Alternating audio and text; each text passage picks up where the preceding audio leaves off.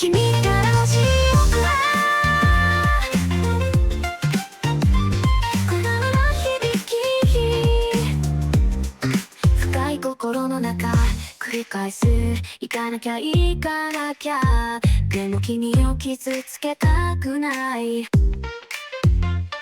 の僕の中繰り返す行かなきゃ行かなきゃでも君を傷つけたくないこの僕の笑顔は逃げ道さ深い愛情から嘘をつく問題問題ない乗り越えられる愛の世界は広いが100の不満も収まる愛の世界は狭いが重ねで窒息しそう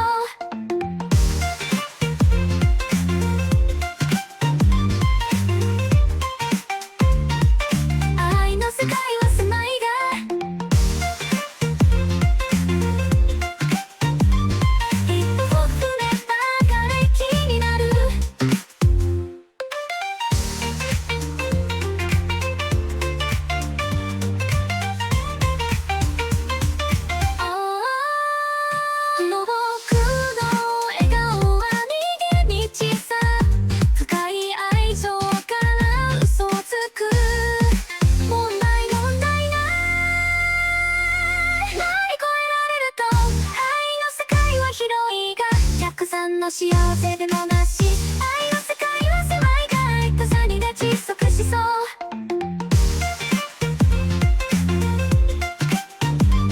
一歩踏めばがれきになる君からの沈黙は小玉の響き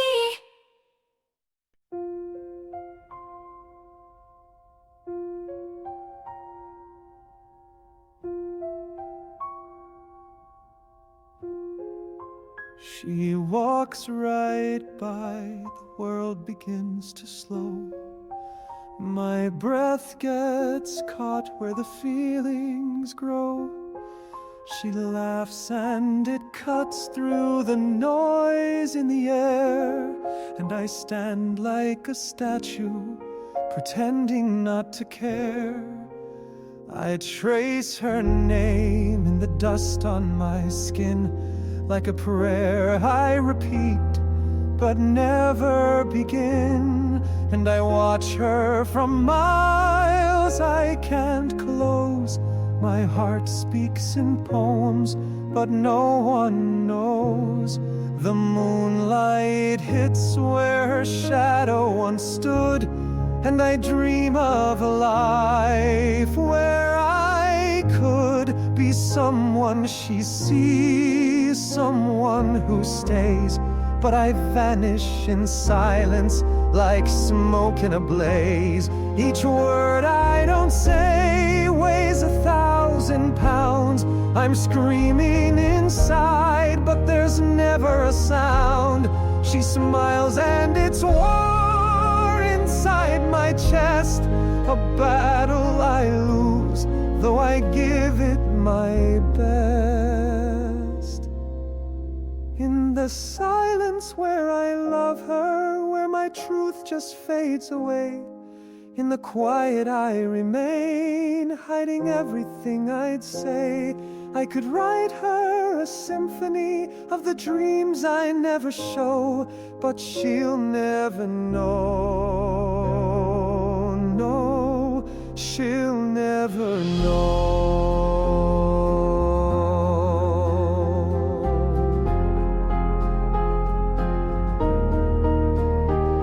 I tell myself I'm fine with this, a whisper in a crowd she'll miss, that maybe just to see her face is worth the ache I can't erase. But I want to speak, to shout, to burn, to cross that line, to feel her turn, to say I love you and not pretend, to stop this play where I can't ascend.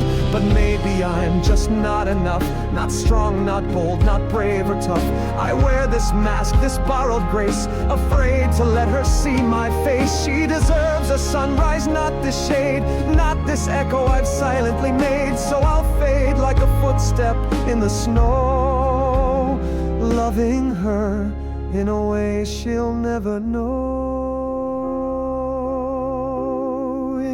the silence where I love her, in the stillness of my mind, where her name's a sacred secret that I'll never let her find. She's the song I keep on playing, though the ending breaks me slow, but she'll never know.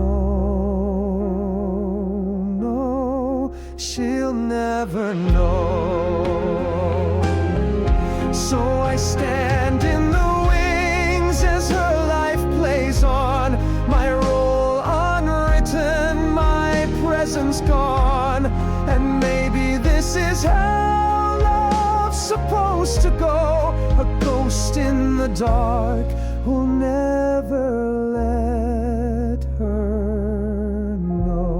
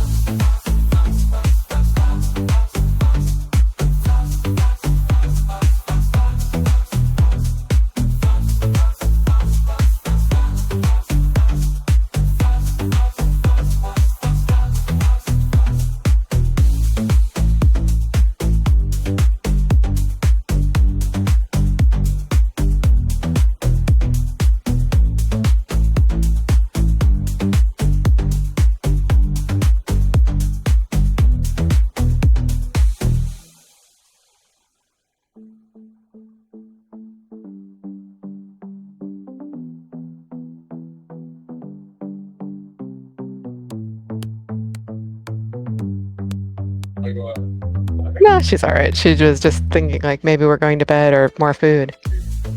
Hello, Hello? how are you doing, Steph? I'm doing okay. I got a sick dog. You got a sick dog? Sick. Sick? Sick. Sick? Not well. Sick. Oh, not sick? Not sick. I don't even know what that kind of slang would mean. Usually means like voluptuous, I guess. Right, but nobody would say I have a voluptuous dog, would they? But no, they would say a sick dog. Right. Welcome in, Sephiroth. Thank you. Let me hang on. I gotta share my screen to Steph. Let's see.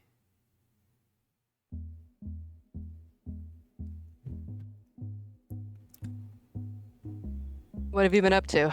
So much. I've been So so much. productive, I guess, Wow. since we last talked, maybe? I don't know. Let's see here. You okay? Resizing everything. Okay. Where's my just chatting topics? Here it is. Lower the music a little bit. I guess we'll just jump right into it. Thank God. Where is it? Here it is. Okay, yeah. So last week, I guess. Last time, same I was- station, same channel. I was saying somehow we got into this discussion. I was like, oh yeah, the FDA is ineffective or it's too conservative or something like that. Last time? Yeah, wasn't it? And Okay. then and then well, and I also said like I don't like how Seattle law doesn't let me enter into agreements with this person to Oh charge low yes, rent. yeah, we did that for And sure. then I'm like, and then I said, but Claude convinced me that one was okay. And then you're like, well, why are you okay with that, but not okay with the FDA? Yeah, And I was yeah, like- right. And then I was like, I don't know. And then you said you should talk to Claude about it. And I was like, okay. Oh yeah. So okay, I yeah. did. I Yes. talked to Claude about it. And And I produced a 7-minute video explaining the whole thing. Great. Is it 7 minutes? I don't God. know. Let's see. Do you see my screen? Yeah. All right, let's It is dive 7 right in. minutes. We're tackling a massive, high-stakes question today. You Is hear the the audio? Food and Drug Administration, the FDA, too slow when it comes to approving new drugs? Do you hear We're going to the explore audio, this through Steph? a fascinating dialogue between two I can hear thinkers, Naboo Okay. Pookins and Claude, as they wrestle with this incredibly delicate balance between risk, innovation, and of course, human lives. So Nebu kicks things off by asking the question that really gets to the heart of it all. He's looking at this and seeing a real tension. On one hand, a faster, looser FDA could get life-saving drugs to people sooner and speed up medical progress. But on the other hand, the super cautious approach we have now, well, it exists for a reason, right? This one question just sets the stage for the whole debate. And Claude's answer here is just a perfect way to frame this whole thing. He says, look, to really get the FDA, you have to understand that there are two fundamental ways it can mess up. This isn't just about being fast or slow. It's about which kind of mistake you're more afraid of making. Okay, so this brings us to a really key idea, something called asymmetric accountability. Claude explains that the FDA's entire system is built on this powerful bias. Think about it. When the FDA makes a mistake and approves a bad drug that hurts people, it is a massive public scandal. It's everywhere. But when it makes the opposite mistake, failing to approve a good drug, well, who even knows? It's completely invisible. This creates a huge incentive to be cautious, maybe even too cautious. And this slide just lays it out so clearly. On the left, you've got a type 1 error. A bad drug gets approved, people get hurt, and bam, it's front page news. It's a disaster everyone sees. But on the right, you have a type 2 error. A life-saving drug gets stuck in red tape for years. The people who might have been saved, well, we never hear their stories. It's like an invisible graveyard. And the point is, one of these errors gets all the blame, and the other gets none at all. So Claude lays out the argument for speeding things up. And it's not just about going faster for the sake of it. We're talking about patient autonomy, the idea of a right to try, especially for people with terminal illnesses. It's about learning faster, about creating incentives for companies to develop drugs for rare diseases, and about using more modern, flexible tools like adaptive trials and conditional approvals. But then, Claude brings up the one story that changes everything. The big one, the thalidomide disaster. You see, back in the 50s and 60s, this sedative caused thousands of absolutely horrific birth defects in Europe. But in the US, a skeptical FDA reviewer held it up and blocked its approval, saving countless families from that nightmare. For the FDA, this isn't just some old story. It's their founding myth. It's the ultimate proof of why their extreme caution is necessary. Okay, so this is where the debate really starts to pivot. Nebu's heard all this, but he's not buying it completely. He decides to start poking holes in one of the biggest assumptions behind the FDA's slow process, the actual quality of the data that comes from these drug trials. Now, Claude's first response is pretty standard, right? He says, look, we have randomized controlled trials, or RCTs. They are considered the gold standard of medical evidence. The whole system is built on the belief that these long, expensive trials are the most reliable way to prove if a drug is safe and effective. But Nebu, he really pushes back on this. He's like, hold on. Is that gold standard really so golden? He points out that, these trials often attract professional guinea pigs, people who do this for money and actually have a reason to hide side effects so they don't get kicked out of the study. And maybe even more important, the people in these trials are often way younger and healthier than the people who will actually use the drug in the real world. This healthy volunteer bias can totally distort how safe a drug really is. And what's great is that Claude really listens to this point. He comes back with this much more honest picture. The reality isn't that pre-market trial data is perfect and clean, while real-world data is messy. Nope, they are both messy, just in totally different ways. The trials have selection bias and weird incentives. The post-market data is full of incomplete reports and other confusing factors. And this is the big takeaway from their exchange, right? If the evidence we get from these super long, super expensive trials is actually a lot less reliable than we've been told, well, then the whole justification for making everyone wait all those years starts to look a lot weaker. Nebu's point actually makes the case for reform even stronger. Okay, things are really heating up now. Nebu's not done. He's not just going after the data anymore. Now he's aiming right for that foundational myth, the thalidomide story itself, the very thing that justifies all this caution.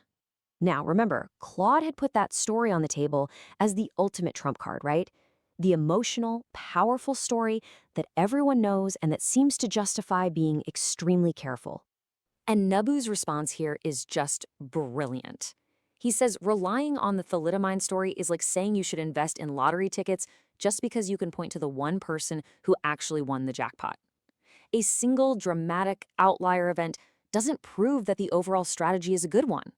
You have to look at all the outcomes, not just the one that makes headlines. And this is what makes their conversation so great. Claude, showing some real intellectual honesty, basically says, you know what? You're right. He agrees that basing policy on one disaster is a classic mental mistake. He even points out that the FDA's win was partly just luck. It was held up for bureaucratic reasons, not because they knew about the birth defects. And on top of that, the harm was so clear and so terrible that a decent system for tracking drugs after approval would have caught it pretty quickly anyway. So we've had all these points and counterpoints, and Nebo is basically like, okay, Claude, so what's the verdict? After all this, where do we actually land? Is the FDA too slow or not slow enough? And Claude pulls it all together. He says, when you weigh everything, the scales really do tip towards the FDA being too conservative. And his reasoning is simple. It's 3 steps. First, that structural bias against invisible harm. It's just too powerful. Second, the main arguments for being so cautious, like the thalidomide story and the gold standard trials, they're actually a lot shakier than they seem. And third, there's just no real proof that our current level of caution is the right one. It's probably just an accident of history. But wait, there's one more crucial point. Claude is clear. This isn't a one-size-fits-all answer. For someone who has a rare or terminal disease, their personal calculation of risk and reward is completely different. For them, the case for moving much, much faster is overwhelming. But for a common drug that millions of otherwise healthy people might take, yeah, maybe a little more caution there makes sense. And that really leaves us with this final, powerful question to think about. Our entire system, everything we've talked about, is designed to prevent the tragedies we can see, the ones that make the news. But this whole debate forces us to ask a much harder question. What is the true cost of all the tragedies we can't see? The lives that could have been saved, the suffering that could have been avoided, all happening in silence because of a system that's too afraid to make a visible mistake. It's a question worth thinking about. That's it. I am surprised at where Claude didn't go. Where did it not go? When it was introducing the asymmetric accountability, Yeah. I'm surprised that it didn't say, like, the big problem here is that when they allow in a drug that's not safe, it makes everyone suspicious of all drugs and their safety. Claude did And go that, into like, that, actually. It's just oh, it didn't okay. show up in the video summary. So I It posted didn't show also up the in the link video. Okay. for the full discussion I had, because the video was like a summary of the discussion, I guess. Oh, okay. The way Claude phrased it is that there's like a value in the trust label, I guess, of the FDA. Like if people no longer trust the FDA as a strong signal for, what is a good or not good drug, then Right. then there was like downstream bad consequences, basically. Which I think is basically what you're saying. Right. And honestly, I don't think I like, addressed that. Like he listed a bunch Yeah. of arguments, and then I focused on Mhm. the Talamite one, like the video said, and the gold standard RCT one is what I focused on, and then I was like, okay, but so given I asked at the end, given everything we've discussed, what is the final conclusion? What's the truth? Is it too conservative, not conservative enough? And then Claude said FDA is probably too conservative in the end. You convinced it. Yeah, I convinced it. But I don't know, that doesn't mean it's true though, right? Like that's the problem Right. with all this. Right. Yeah. That was my But initial concern with the this whole asymmetric process. accountability argument, I think, is a good one to think through. Like, it was really scary when all these babies were being born with birth defects, like really horrible ones, like their limbs are misformed um, after a medication that was, that women were told was completely safe. Yeah. Um, that's like was probably part of the decline in trust that started happening in government agencies in Western countries that started happening mid-century.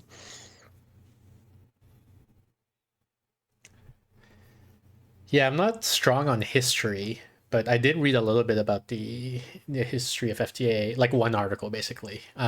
Coincidentally, before Claude and I even had this discussion. Yeah. And my what I recall the article claiming, and again, so that I might be misremembering the article, or the article might be wrong. But what I remember is that they're saying when the Talamite thing happened, like the FDA, like so Talamite was approved in Europe, I guess, but not in the US. The FDA had prevented it in the US.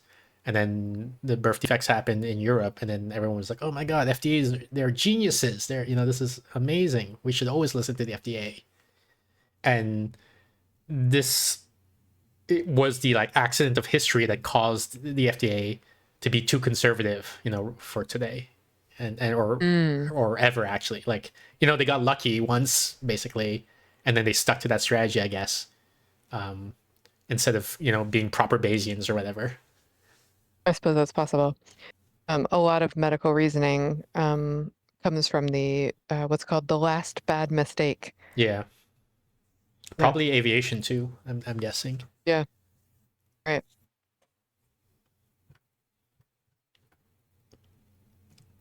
Okay, so part of that was so what's the answer to the FDA question? But part of that was also like, should we talk to, should we trust LLMs, I guess, and or is debating with LLMs a good way of uncovering the truth, I guess? And like there was a lot of things packed into that experiment, I guess. Right. And What is your conclusion? I went in like not convinced. Like the problem is my prior is I don't like I was so okay. One thing I did update on what I learned is I guess LMs are not as persuasive as I thought. I was worried that it was going to be super persuasive, but I persuaded it, right? Right. But the other concerns I had originally were include like just because it says that we don't know it's true, right? Like when it says like debate is an okay form of truth discovering, but much weaker than say empiricism or science or whatever. That still holds, I guess. Yeah. What did you learn from all of this? Did Notebook LM make that slide deck? Yes. That's amazing. So yeah, so what that is first I do that. I sent you the link in chat or in Discord, Steph, for the Claude transcript. So what it is, I opened up Claude, I had my debate with it, and then once I got to the end, I copy and pasted to Node LLM and say, I told them to make a bunch of things. Like it's an infographic, blog post, quiz, like a flashcard quiz. And so and I looked at it like fun, whatever, right? And then the video one was also, I was like, yeah, this is impressive. Like I don't necessarily agree with everything that the video said. Like I think it misrepresented, like it's just nuances, right? It's like I'm not gonna say it's wrong, but I'm gonna say like that's not how I would have phrased it. But it was still impressive. I was like, this is better than I thought AI could do. So I was like, okay, so I'll show the video as well, just for interest. But yeah, so all of that content the notebook created, like the arts, the narration. I just gave the transcript of my dialogue. It says, make a video about this. I liked how it pronounced your name like 12 8 different ways. ways. Yeah. None of which were correct. It was awesome. 4 letters, Yeah. 16 pronunciation. All right. Matt Levine is a guy I like who writes about finances. Okay. This is something he wrote. Hey, Chakar, welcome in. TCS is disabled as usual, but welcome in. Also, the chat, I made a change to the chatting, and now it's very delayed, but I guess I'll fix that next stream. Steph, why don't you read these couple of paragraphs? Okay. 3 points that I have made around here are 1, oh, it just went blurry. Is that, oh, there we go. In choosing which entrepreneurs to back, venture capitalists self-consciously select for weirdos. The job of VC is to maximize variance. If you back a bunch of weirdos, some of them will be wildly successful and others will steal your money, which is better than having them all be pretty good. 2, it can be good for your career to lose $1 billion. Future employees and investors will be impressed by your ability to take risks and by the fact that someone previously trusted you with $1 billion. 3, it can even be good for your career to develop a reputation as a scammer for reasons that are a bit mysterious to me, but that might be connected to the previous 2 points. Also, these days, a popular way to make money is by being in on some scam, so going around to investors and saying, I'm a scammer, you want to work with me, might be a good pitch. These things combine to create, kind of bad incentives. The lessons here might be something like, quote, develop the worst possible reputation for being unpleasant, making catastrophic mistakes, and stealing money, because in modern business, bad is actually good, end quote. I don't know, not career advice. Anyway, here's a venture capitalist saying honestly quite conventional things for a VC. Quote, one of Europe's top venture capital firms is on a worldwide hunt for misfit founders as it closes in on an 800 million fundraise that will help it double down on a strategy of backing unconventional entrepreneurs.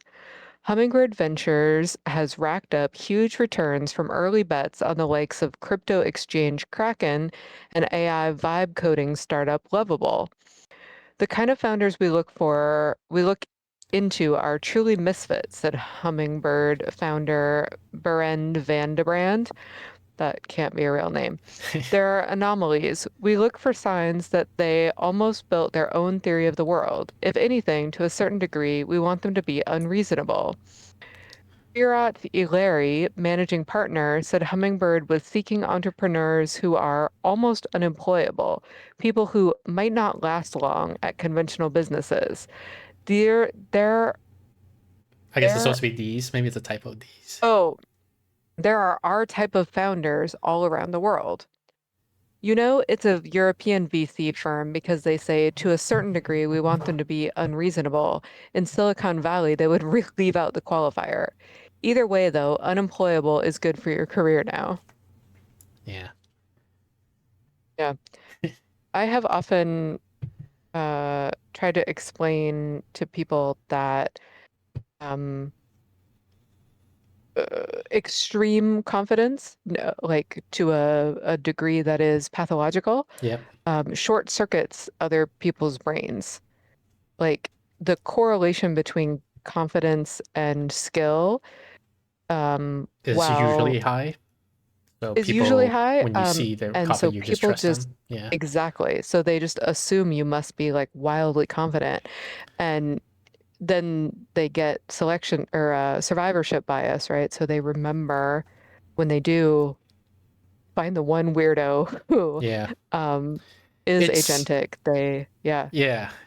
It's funny you use the word agentic. I guess you read other articles because that word's become a meme a bit.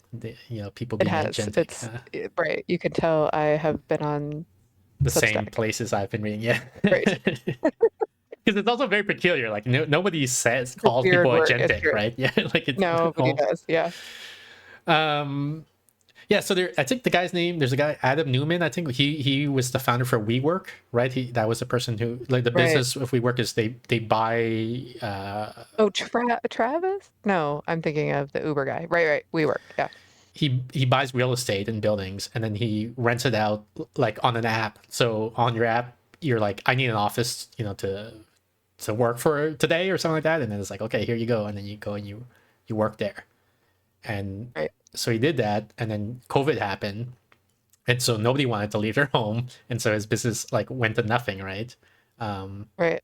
We work basically but people were still like after, this is COVID's a long time ago now, right? So people Yeah. were like, but this guy, he it was $1 billion business, so let's let's Right. trust him and let's invest in him again. Right. And there was the another guy, I forget his name, but he did the Cybertruck Donald thing. Trump? No, although like I Oh, mean like yeah, Donald Trump is like this, but it's not the yes. finance example. It's a more political example. Right. But yeah, but it's related. So this guy, he did the Cybertruck thing, right? Electronic trucks, Yeah. like not engine but electric, like Tesla but trucks for doing long deliveries, across the country or whatever, and as opposed Right. to consumers driving their cars around. And so he was charged with fraud and like, because what happened is he had a video showing like, look how good our trucks are, and then it showed the truck driving, right? And the truck didn't work. What they did in the video is they put it on a hill and it was rolling down the hill from gravity, Right. because the engine didn't work. Like they couldn't make it work. And I think he was like supposed to do jail time or whatever, right? And then or because he committed fraud but then like Trump pardoned him. And now he's Right. like, now I want to raise money because I'm gonna do airplanes now, and Yeah. people pay him. They gave like he raised billion, like that's the whole Right. thing. Like And then he when shows like a plane like rolling down a hill. that's the thing that Matt Levine was writing about. He says like you have a reputation for a scammer, and then people want to do business with you. Like Absolutely. wait, what? Like so it's just I don't know. It's crazy to me. But Well, that's I how meant world is. I Donald guess. Trump more in the sense of like multiple people have pointed out that he would have done better with his money if he'd just put it in like a moderate savings account. All right. Um, and that he's declared bankruptcy on a wide variety of businesses, and that he doesn't pay his employee or his contractors and all that. Yeah. And still there are a lot of people who say like, well, yeah, he's a great businessman. You're sort of like, Yeah, I mean, like that oh, one, like I don't like to go on that example because it's arguable. Like not paying your employees might be a really good business move, actually. Like those type of but arguments.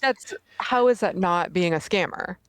You know what I mean? Yeah, it is. It is. Yeah, that's all I'm saying is Right. that like it like normal trust signals, right?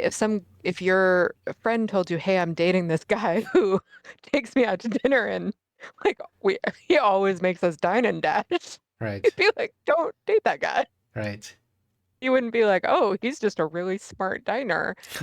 So on a small scale, these signals are telling you something else, but on a large scale, coupled with massive amounts of confidence, our brains just are like, oh, maybe it is a good strategy. Yeah. Yeah, I think it's just fascinating. I agree. I also find it Fascinated. fascinating. I also Yeah. find it fascinating. Mr. Crab Yeah, I says, bet if that Theranos, yes, yes. yeah, I bet if she got pardoned, everybody would be like, let's set her up with some more business. Yeah, exactly. Mr. Krabs says, Yeah. "Don't worry, they just dine and dash for the thrills. They paid ahead of time." Oh, I see. Right. That's why. Right. It's just a smart solution. Yeah. Okay. So my next note here, it says the bar for financial literacy is very low. Hmm. So this is a bit of history about me, I guess. I used to use Robinhood back when I was living in the States, right? That's my primary investment platform. And the general consensus, I think, on like in the finance world or online is that Robinhood is the most retail is the word they use of institutional of investment platforms, retail as opposed to institutional.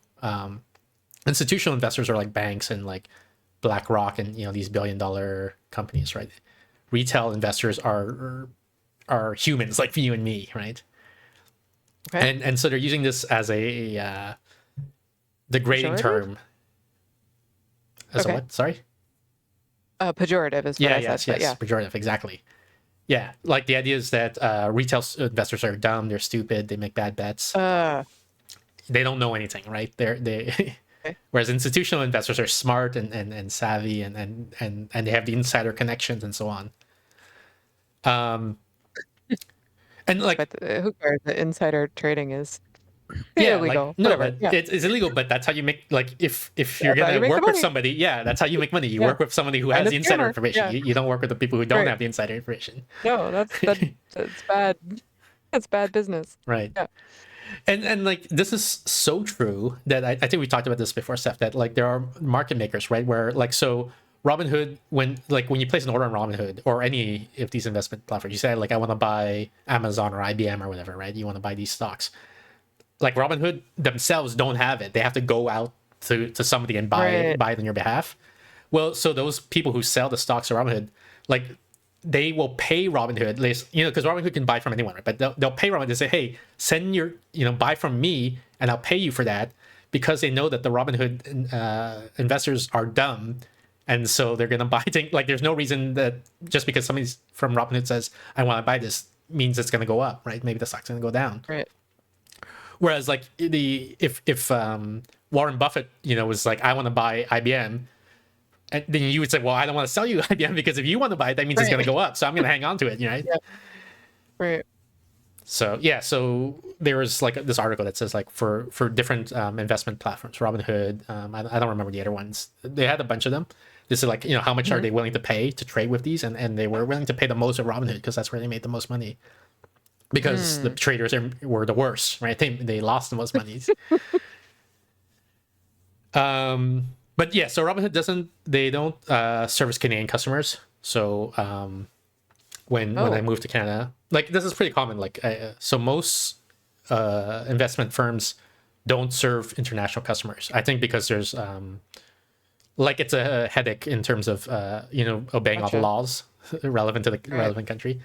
When I moved from Canada to Seattle, actually I used to work with Scotiabank, which is a Canadian.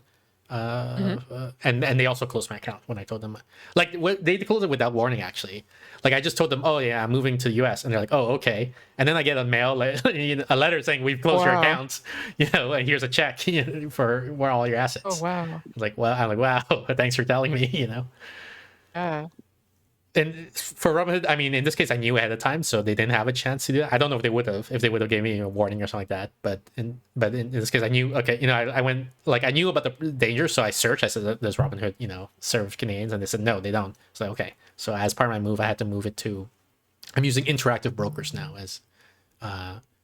Specifically, I asked a friend who is into investing, so I asked him for advice, and he said like Interactive Brokers service both U.S. and Canadian customers. So if you're thinking you might go back and forth a lot, then this might be a good choice. So that's so I was like, okay, sounds Oh, good. interesting. Okay. So I went with them. And so that's what I use like by choice, Interactive Brokers. But I have relationships with a bunch of financial companies through, I guess, accidents of history. What I mean by that is, for example, I work for Amazon, and they give me stock as part of compensation, as part of my salary, I guess. And the way they do that is they automatically open up a Morgan Stanley account for me, and then they put the stock into that account. And so now that I'm laid off from Amazon, so I go to Morgan Stanley and I'm like, okay, please transfer all of it to my Interactive Brokers account, because I'm not confident that Morgan Stanley services Canadian customers. Right. So it does that, and then I close my account, right? And then I guess this triggered something, because then their financial advisors called me, and they say, hey, we can we can provide you with services, or whatever you need. And I'm like, okay, so what can you do for me, right? And because I mean, like so far it's free, right? Like I haven't signed anything. Like so if they want to give me free advice, I'm open to it. But like so the advice they gave me, like it was so basic and generic, and in some cases I think actually wrong. Like they advised me, they said, oh, you should move your 401k, which is a US retirement thing, to an IRA, which is also a US retirement thing. But like, so they advised me that, but like from the research I had done, there's a Canadian tax treaty between America and US so that you don't get double tax. Because like for a country where you don't have a treaty, I don't know, maybe US and Russia, I assume they don't have a tax treaty. I don't know for sure. The idea is like, if I made money in Russia, like if I was an American citizen and I moved to Russia and made money or something like that, then I would have to pay the Russian government taxes, but I would also have to pay the U.S. government taxes because the U.S. says, any money as a U.S. citizen, any money you make, you have to pay taxes on, and the Russian government would say, well, you're in Russia, so any money you make, you have to pay taxes on. U.S. and Canada have a tax treaty so that if I paid, I only have to pay one of them, like and I don't think I get to choose, but I don't know what the rule is, like so like. So the accountants figured all that out for me, right? I send them my paycheck, my pay stubs, and then they file the taxes in such a way that I either pay only the U.S. or only the Canadian government, so I don't get double taxed. Anyway, so all that to say is, like, so I was doing research, right? And the Canadian has the tax treaty of the U.S. for 401ks, but not for IRAs. So if I did move it to an IRA, then I would pay double tax, I think. So I think so they gave me bad advice. The person I was speaking to in Morgan Stanley. It's not good. Yeah. Speaking of which, sorry, go ahead. I sometimes use I sometimes give a talk about cognitive bias where I talk about how often expert judgment is wrong. Yeah. And I use these studies that they did on fiduciary advice where they sent actors in to get fiduciary advice. Okay. And like 90% of the time they got bad and sometimes like illegal advice. Oof.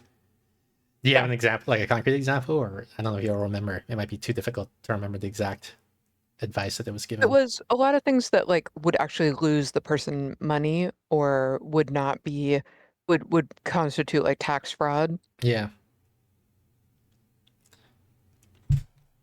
Okay, so I talked about the stocks. Amazon gave me stocks, and so that went to Morgan Stanley. I also had a 401k with Fidelity. So I don't know why Amazon uses two companies. But I didn't choose Fidelity. Amazon's like, you have a 401k. We created the account for you in Fidelity. Here it is. So I'm like, okay. They got notified. Fidelity, got notified that I got laid off because I guess Amazon, tells them because 401k is. The idea with 401k for people who don't know is as when you get paid your salary, you can opt into taking a percentage of your paycheck and putting it into a 401k, which is like a investment savings account, and you're not supposed to touch it. And usually your employer will match some portion of what you like. Let's say you say, I'm going to take $10 out of my paycheck. Let's say I get paid, $100 a week. Just I'm using round numbers here. I get paid $100 a week, and I say every week take $10 of that, put it into 401k. So I only get paid 90. Like I only take home 90. And then Amazon would say, well, we're going to match it, so we'll give you another 10, so you actually get $20 into your 401k. So it's as if I was getting paid like $110 a week, except I'm not allowed to touch it until retirement. Yeah, exactly. So that's the idea. That's why it's like good usually to contribute to your 401k. Anyway, so Fidelity got informed, I guess, because Amazon's like, yeah, we're not matching the payment anymore because he got laid off. So Fidelity reaches out to me and they're like, hey, we can offer all our services to you, and advice. I'm like, okay, so what advice do you have? And so he says, well, what's your situation? So I tell him my situation, and he basically had no advice to me. He's like, yeah, we're not licensed to practice in Canada. And he said, and like, what are your goals? I'm like, oh, I want to retire early and stuff like that. He's like, oh, like, so you should run some scenarios or things like that. Like a very basic advice, run some scenarios. Right. The thing is, like, so if you go on these websites, if you go to Fidelity's websites or Morgan Stanley's websites, or like they usually for free on their website, they'll have scenario simulators where you say like, here's how much I make, every year. Here's my birth date, so it can infer your age. Here's when I plan to retire, and then it'll say like, what are the odds that you'll have enough money to retire by the age that you want to retire by, and then use the odds are not good. Markov chain Monte Carlo simulations is the general technique they use. There are other techniques that could be used and so on, but like they're like, yeah, I've done that. Like I've written my own Markov chain Monte Carlo simulator. In fact, like I've not just used the ones on your website. And like this is it. This is as deep as their advice goes, it seems, right? Like yeah.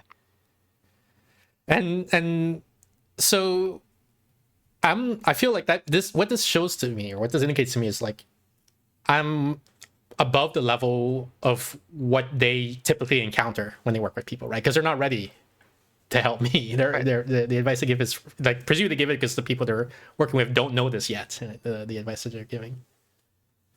Right. But I consider myself a beginner in terms of finance. Like, there's so much I don't know.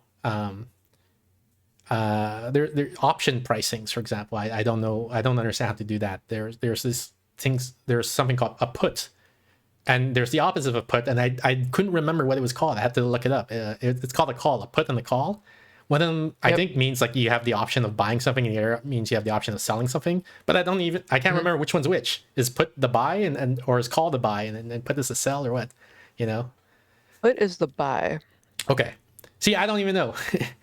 And so Right. it feels like I barely know anything, and yet I'm beyond what these guys are used to dealing with. So Well, that's how I'm trying to I think set my mind of right. like where the bar is for financial literacy in general. Yeah, this is one of those areas where like your alexithymia might actually help. I think the people who go, who have 401ks through Morgan Stanley and stuff like that, like not only don't know anything about finance, but like actively feel bad when thinking about it because humans are not particularly great at thinking long term. And so Okay. like avoid thinking about it and so know absolutely nothing and don't want to know anything. And Morgan Stanley's goal is kind of to scam them a little bit, Yeah. in the sense of like Yeah. It's give complicated, them so some there's an really asterisk generic, there. yeah, right. And then people who know something about finance, like they don't bother with places like that. So you're in this a weird world where you know way more than anyone who that Morgan Stanley typically is dealing with, but not enough to be a finance bro Yeah. yet. Let's just touch on the scam thing a little bit. So the thing is, like, these financial advisors they have a, usually, not, it depends on what license they get. Like in the same way Right. that if you need a If license to they're be a a fiduciary, doctor yeah, or a lawyer, you need to do special things. So depending on what license they have, like you were saying, a fiduciary duty to act in your best interest. But that's hard to enforce, right? Like, how can you tell if someone's acting in your best interest?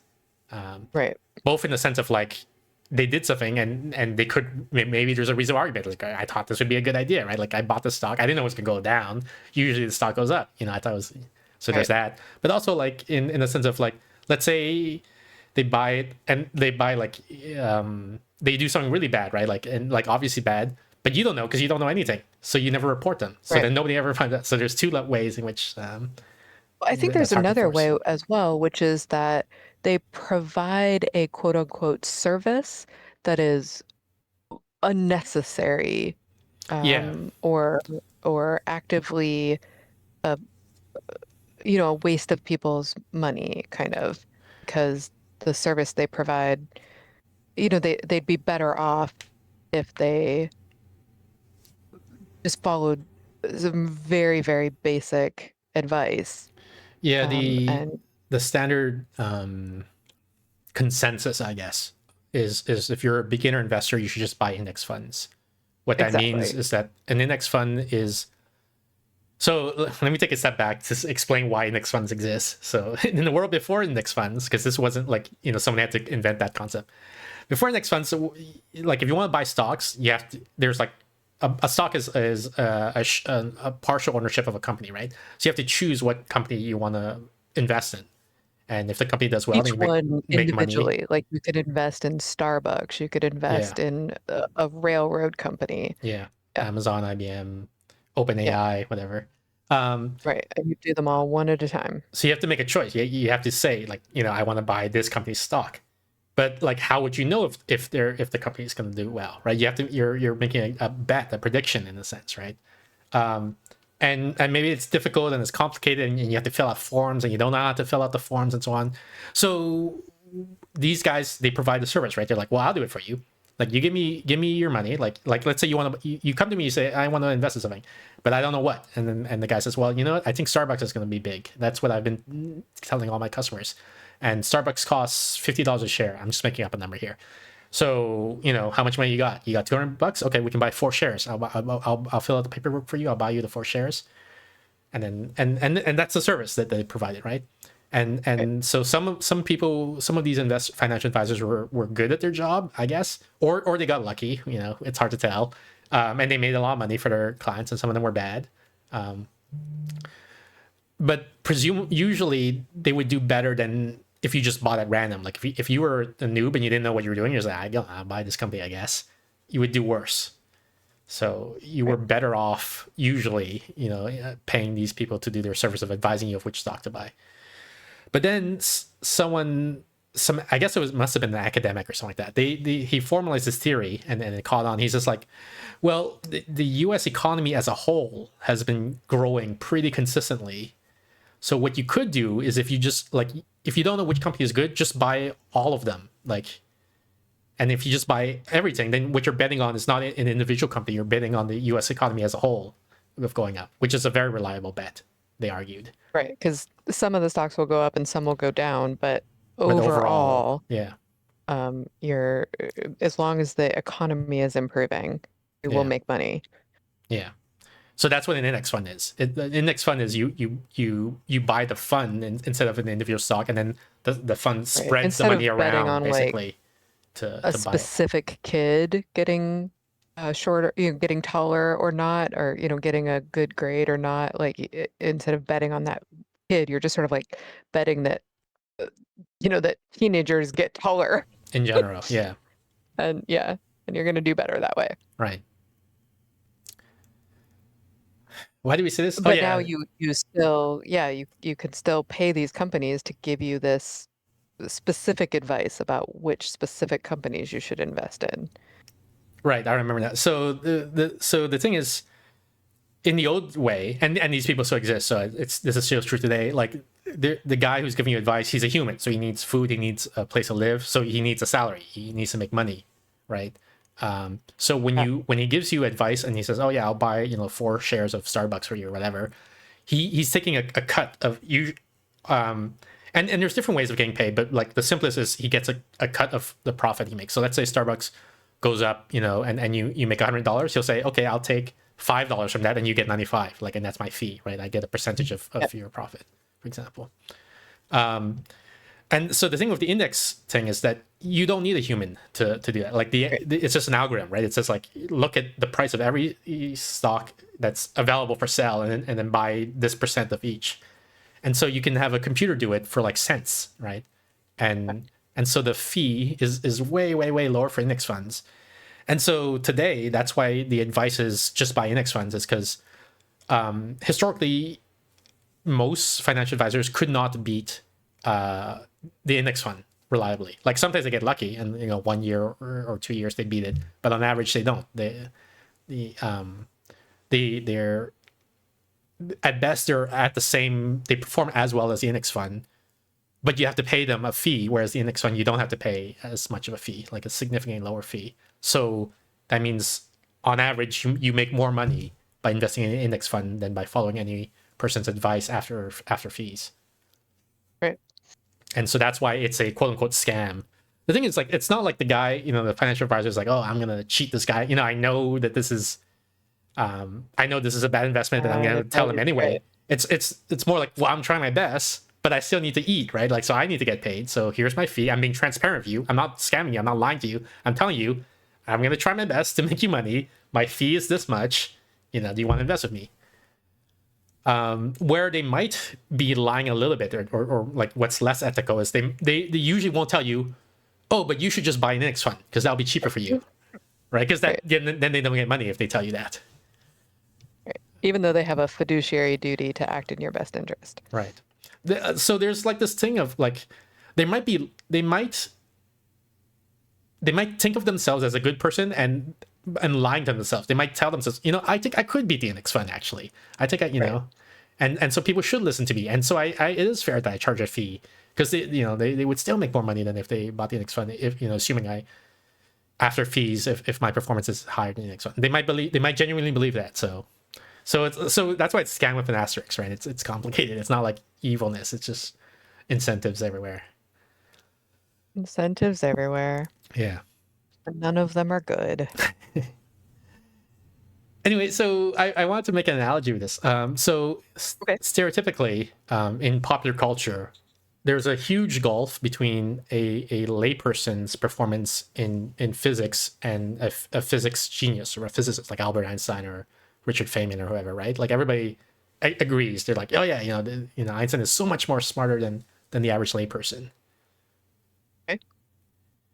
And so like, how does this cash out in reality, right? Like, is this an accurate perception? And it probably is in the sense that I think if you can numerically and quantitatively solve a Newtonian mechanics problem, like, I throw this ball, what's the path that the ball will take, assuming no air resistance and so on. If you can do that, I'm thinking you're probably like 90th percentile, right? Okay. But this is Newtonian physics is like high school level stuff, right? So you got special relativity, basic quantum physics, general relativity, quantum field theory, stuff I barely even know, anti de Sitter correspondence, stuff like that. So if you're a professional physicist, you're way, way, way above the layperson, right? Who probably can't even do the Newtonian stuff. So I think the gap is indeed huge, but I think it's even huger than people realize, right? When they imagine like how much smarter is Einstein than me.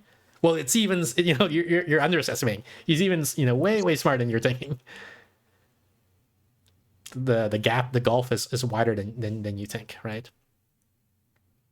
Sure. If you, the only thing I'm would hesitate on is whether or not that's smart versus, domain specific knowledge. But sure. Sure. Yeah, I'm just gonna conflate those two for now. I Yeah, don't want to that's get totally, into that's the totally definition. fine. Yeah. I haven't gotten to where your argument is going yet, so Okay. I just am adding that caveat in case it's of relevance. Yeah. May Well, not so be. here's the thing. I think there's also this huge gap in finance, and I don't know if it's as big in physics, but I think but it's definitely big. And I think, and there isn't that popular conception. They don't think of like, the Warren Buffett is like so much smarter than me or whatever, right? And by smart I mean domain in perspective. Like if it's like there's a sense you probably don't think about it, but if you did, you might say like, well, I could probably do what he does. Doesn't seem that hard. Oh. Whereas you might not think See, that about I've Einstein. read about like the derivatives market Yeah. situation, and like a lot of that discusses how the bundling that they did was so arcane and complicated that like really the scam was just that very few people understood it.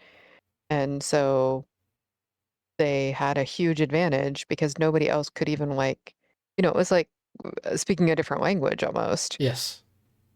And that was their quote unquote skill, was just understanding how these things worked. Yes.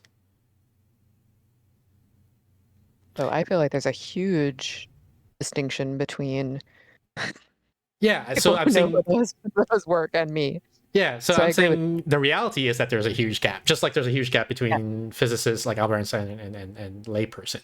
But I'm saying the perception isn't there. I feel like the perception is not there. Yeah. lay I people have don't less think that access to that, but that's probably true, right? Dunning-Kruger. yeah. Yeah.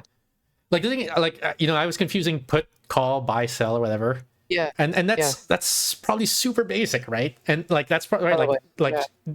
is which symbol is the plus sign and which symbol is the minus sign? Like that's that's a This is level where we're at. That's Yeah. what we're trying to figure out. And yet Yeah. I'm better.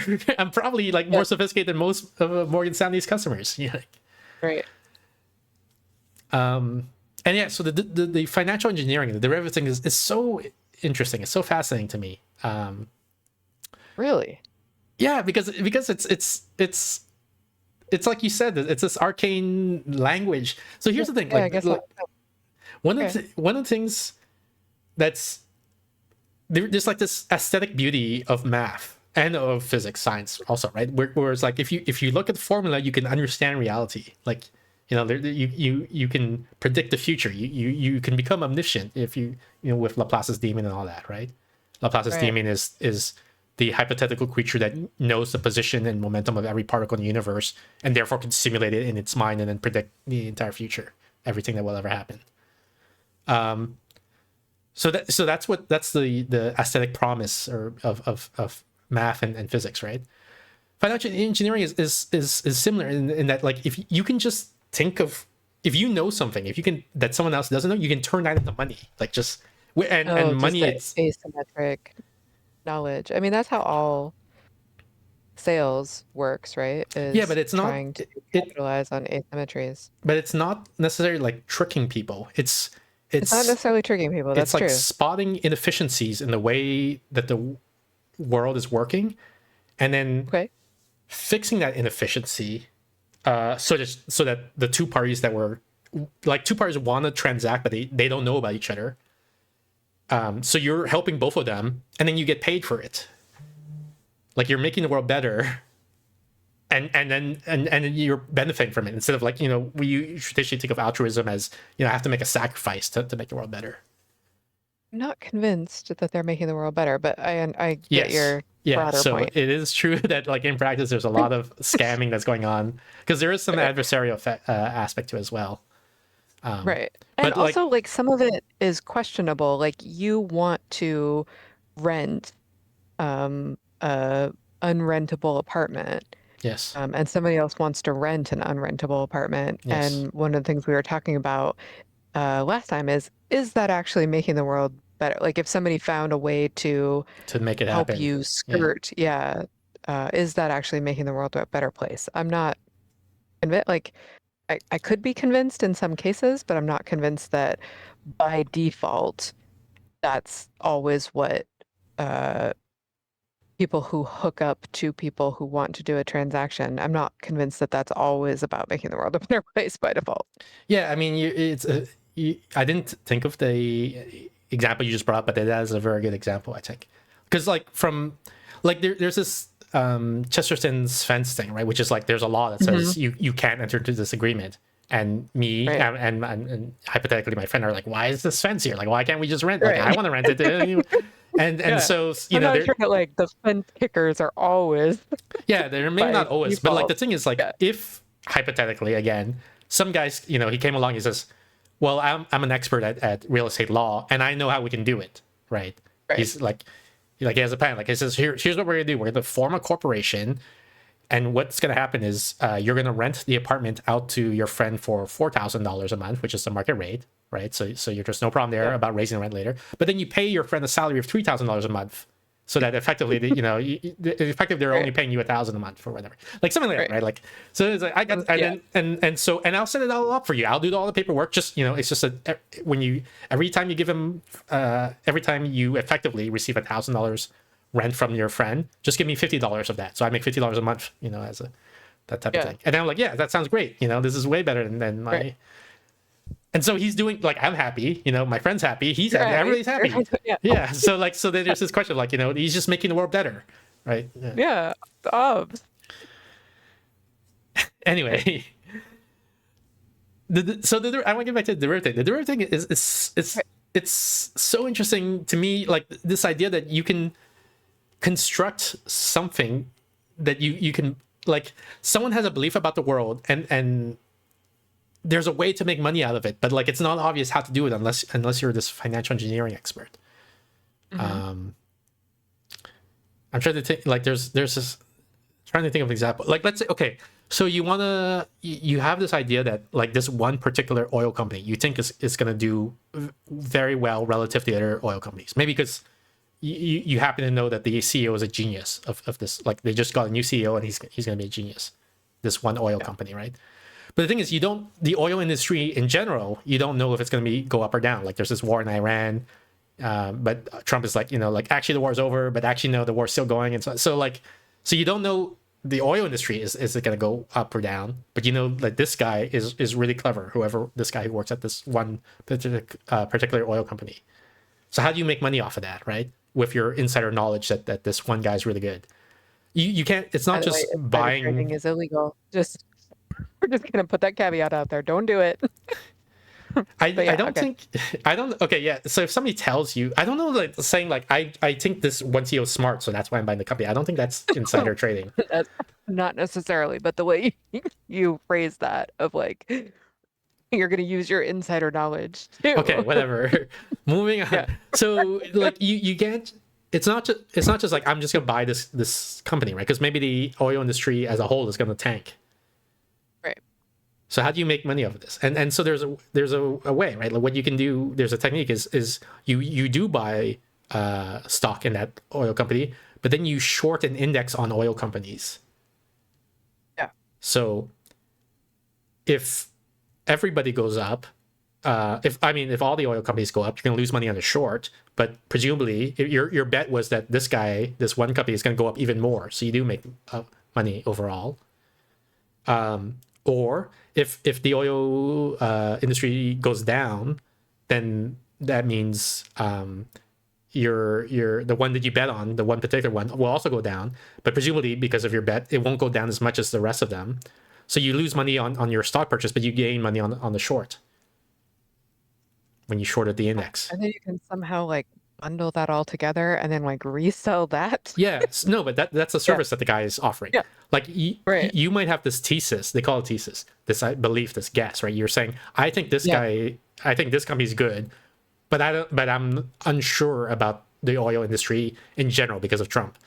So the financial Right. industry is like, I can make that bet for you. Like I can Right. construct it for you, the derivative. Right. You if you believe in this, I can make it possible for you to make this bet, and then they build it for Right. you. And so I gave like a relatively simple example, but there are like super complex things, right? Like there you can, Super complicated ones. yeah, Exactly. you can say like, And then people are selling those to other people, being like, this guy over here thinks this is a good idea. So do you want to get involved in this complicated? Would you like to, like, you don't yeah, necessarily have that idea. yeah. I mean You're betting that someone that, else has an interesting collection of ideas. yeah, I mean, if you don't understand the thing you're buying, that's always risky, right? Just in general. Sure. And I think there is some truth to the idea that there's more taking advantage of people who don't understand in the financial world. Right, So but, like, that's But Go ahead. what was then happening with those derivatives is people rate them. There are agencies that rate the soundness of that collection of bets. And then you can do things to make it more likely that they're going to rate your bet positively, your collection of bundled bets. Yeah, I mean, the thing is, you're making it sound very nefarious, but I don't think it's as nefarious as No, I you're don't mean making it it's sound. nefarious. I'm trying to make it like sound complicated. It is I just think complicated. that's well interesting. Like it's just like you said, it's like just sort of interesting that it can get that complicated. Yeah, and the thing is, like, so I actually like I made a similar point to someone else like years ago about this financial engineering. Like Okay. it's like software development. You're writing code. You know, when you say like the guy says I have a requirement. Like so in software development, the guy's I want to build a web app that lets you buy books online. Right, the guy's inventing Amazon, for example. So then the programmer says, okay, so you tell me the requirements. You want the customer to type in a credit card, they create an account, and then the programmer types in the code and then makes it happen. That's what this is Right. happening. Like the guy says, I have this thesis. I think this oil company is good, but I don't. But my constraint is I don't know if the oil industry in general is good. And then the guy's like, okay, I can figure it out. I can make it happen. The algorithm is, if you have X dollars to invest, then that means we spend this much on buying the stock. We then spend this much on shorting, these things, and so they're constructing like out of the platonic ideal something material, right? Which is like software and financial engineering are similar in that way. And that's probably one of the reasons why I find them interesting. Do you think that there are a lot of individuals who are autistic who do this kind of? Who I are don't know if that's interested in yeah. I think autism is and definitely more represented in computer science than in finance, is my right. opinion. So And I why think not into finance? well, I think there is this like there's a selection pressure, right? Of it like you could be autistic about different interests, right? Like you could be autistic Right. about makeup, for example.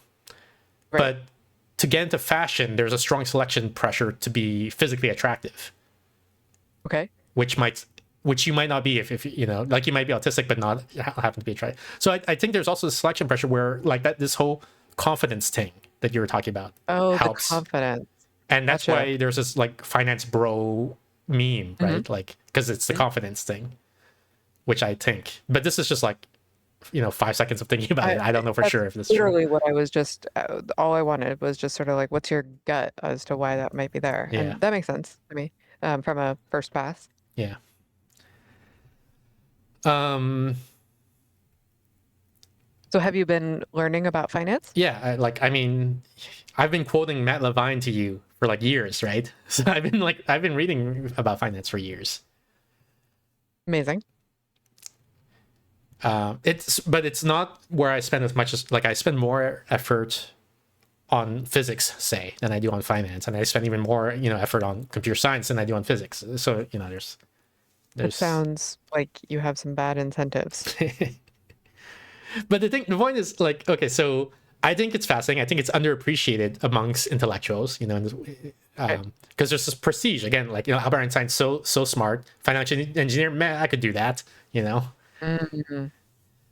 And so one thing I do want to point out also to help with my argument is that these financial firms, they make billions of dollars or whatever. They recruit astrophysicists because Sure. they're looking for people who are generically smart, who can work with quantitative models where you don't have direct access to the underlying reality, right? We have signals. Right.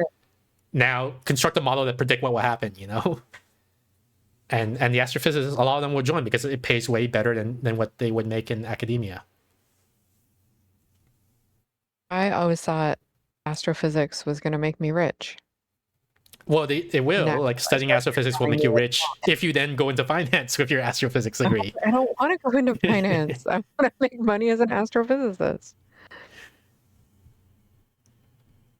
Yeah. Interesting. The other thing,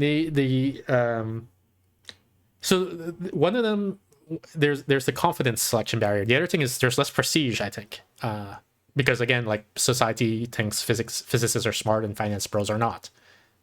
So if, like that's a pressure too, right? Like sometimes you say like I want to be this, like when I grow up as a kid because it's prestigious. A lot of people won't say like, oh, I want to be a garbage man when I grow up, even though it pays well, apparently, right? Right. You don't aspire to that because it's not a prestigious job. I wonder if there's also a selection effect in terms of like the schools that people go to. Like a lot of the finance individuals all go to the same small set of schools. If there's something about the networking and I don't know, maybe the exposure you get at certain schools. It could be true. I don't know. I don't know or if it's true or not. I do know that what's it called? Jane Street, I think, is a famous UK private investment firm, and what they do, they really want nerds in general. Like these are the astrophysicists. They're not like if you're a finance guy, fine, but like I think they're cognizant that a lot of people don't realize that they might do great in finance. Like not just great in terms of like make a lot of money, but they might actually enjoy it too. Like they might be a happy work-life balance as well. So they try to recruit nerds in general, and so they sponsor a lot of YouTube videos for nerds, like astrophysics videos. Oh, they say wow. this video is sponsored by Jane Street, and so and they publish puzzles basically, like statistic puzzles or like math they did puzzles. for like Bletchley. Yeah, I'm not. Oh, yeah. You're talking about the World War II code cracking. Yeah, exactly. So they say, if you solve this puzzle, we'd love to talk to you, right? Like, Wow, yeah. that's awesome. The other thing is, those are was it 2 or 3 selection pressures I mentioned? I don't remember. But another thing, which is that I feel like finance people keep a lot more secrets like in their culture because there's this adversarial process, right? You make money by knowing something that your peers don't know. Whereas a lot of in more ethics. general science, scientists love to share knowledge, right? They post their discoveries for free on their blogs or in papers or whatever. Right. Interesting. Yeah. Are we all done with the finance Nope. portion? Oh, yeah. Finance, yes. Yes. Finance, yes. Oh, okay. Okay. Do you have something you want to bring up before I go on to the next No, thing? I was doing my best to hang in there with the conversation. I am not a finance bro, Okay. so But I you should was become one. trying That's to what I'm go saying. as If you're an intellectual, interesting as I could. you might love it. I won't. I have a TikTok video here. The label is wife. I don't know what that means, so Oh, let's God. click and see what it says. Okay. I surprised my pregnant wife with a treadmill, and I've gotten a lot of criticism for it. And so I just want to clarify, this was not about her looks. I actually think that my wife is incredibly beautiful, both before and during pregnancy. I know this is not a daily score of her looks. That series is much noisier, and so I tend to use the 2-week average. It's worth noting that this level is always extremely high. To me, my wife is always incredibly beautiful, putting aside January 12th. I want to point out here that I do not just love my wife for her looks. In fact, there's actually a slight negative correlation in the daily look and love score. I think this is in part because the times in which I love her most are the moments in which I don't put her on a pedestal, but instead see her and love her for her flaws and who she is. Also, it's a pretty short sample, so probably just noise. Similarly, we can see that getting my pregnant wife a treadmill is not because of a lack of love. If anything, my love for my wife has gone up since the pregnancy began. I think this is partially because of my growing appreciation for the physical sacrifice my wife is making in bringing life into this world. But also, when you seasonally adjust my emotions, you can see most of this come down, but there is still a bump. Lastly, to people who asked if buying my pregnant wife a treadmill would pressure her to use it, the answer is no. And I know there's no pressure because I make sure to stand there every night and remind her that there is no pressure to use the treadmill, which there is not. Lastly, I think the reason I did get my wife a treadmill is that she asked for one. And I love my wife. Particularly this week, I surprised my pregnant wife with a treadmill.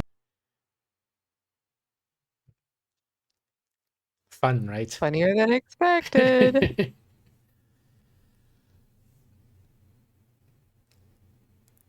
I wrote, okay, new topic. You ready? New topic. I wrote Ready. into the Workforce Development Council of Seattle King County, which is basically the unemployment, right? I'm like, and I asked about my situation. I'm a Canadian citizen. Does searching for jobs in Canada count as a job search activity? You know, all that stuff, right? Okay. And so I emailed them and they answered, but I think they answered with AI. And Oh, no. I don't mean like an internal government AI that was, you know, approved for this project. I mean, I think they asked like Claude, and then Claude answered. Because let me see if I can find the email here. Where is it? Is it this one? Yeah, okay. How do I open this now?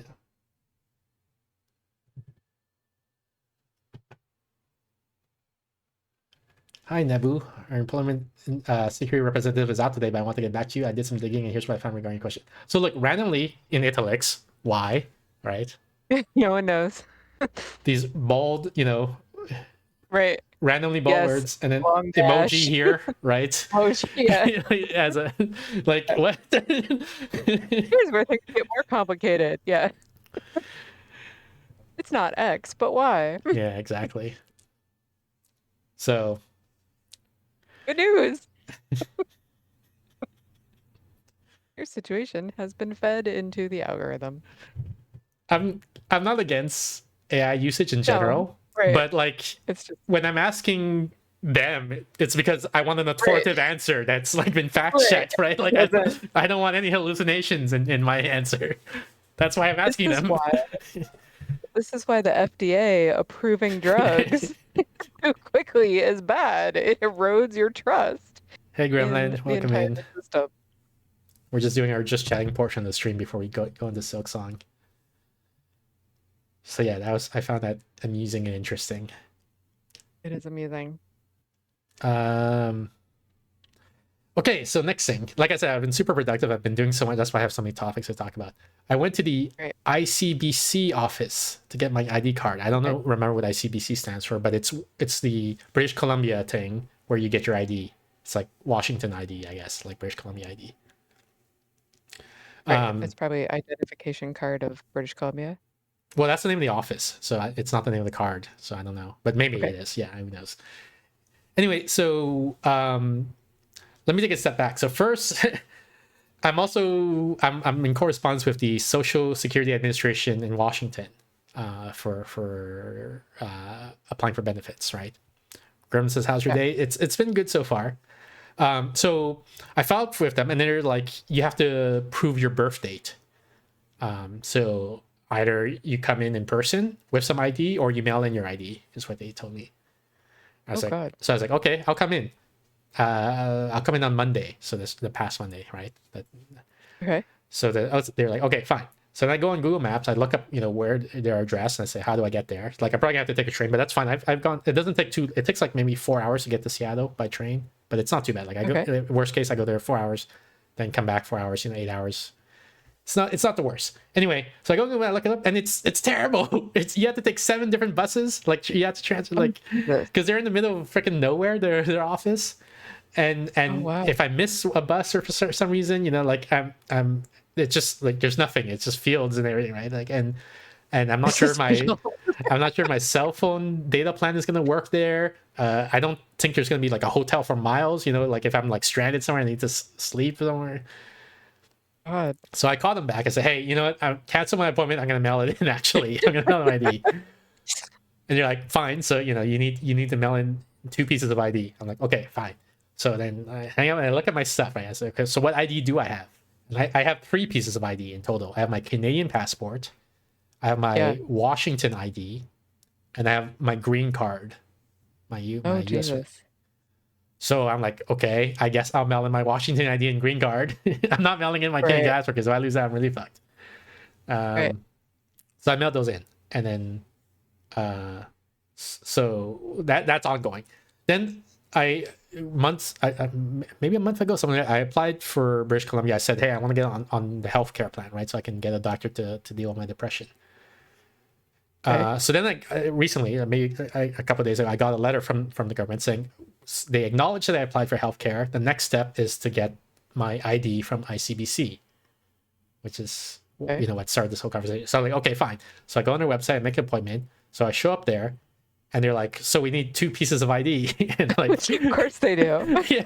I said, well, I have my passport, but and like, well, we need a second piece. Well, I say, they say, do you have this? You have this? Like, you have a gun license? You have a boat license? I said, no, I don't have a gun license. I don't have a boat license. They say, if you have a Washington ID, I was like, yeah, I do have a Washington ID, but I mailed it in, right? So so they're like, do you have a credit card with a signature on the back? And I have a credit card, but it doesn't have a signature on the back. It has like the chip thing, right? God.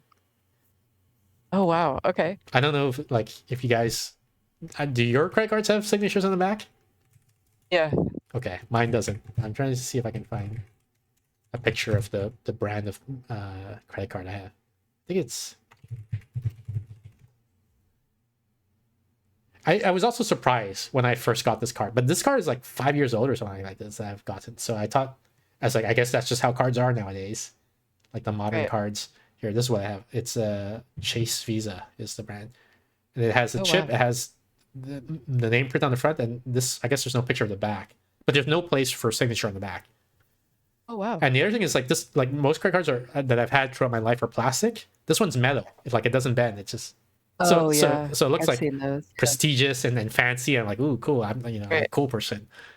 Right, but you need the signature. Yeah, it doesn't have a signature, so they won't accept it.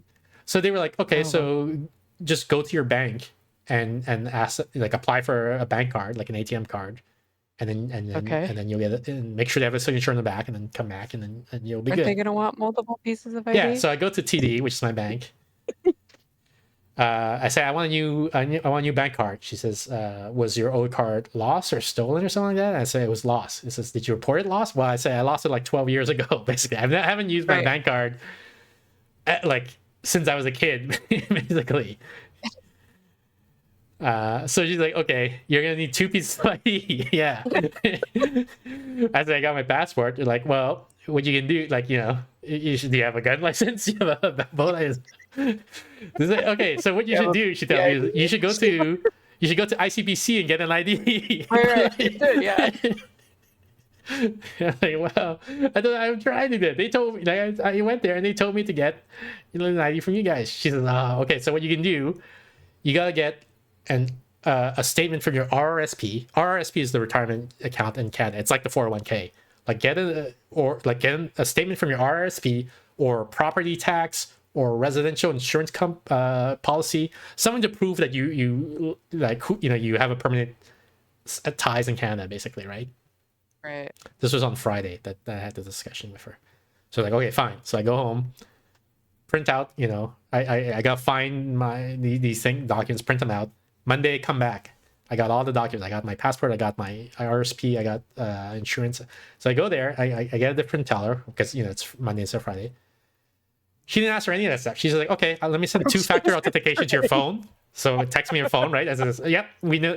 I believe you. You're who you are because your phone confirmed it. Oh man.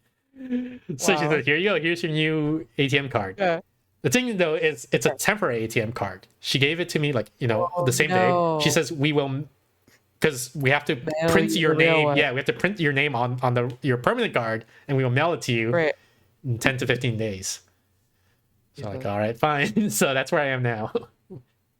Wow. Either like whichever Looking happens forward first. to the update Either next week. yeah, either the bank will mail me my card or the Social Security will send me back my ID and green card, and then I can go to ICBC and then get my British Columbia ID and then etc. Wow. What a wow ride, yeah. Okay, Incredible. next topic. Okay. Is this gonna work? It is gonna work.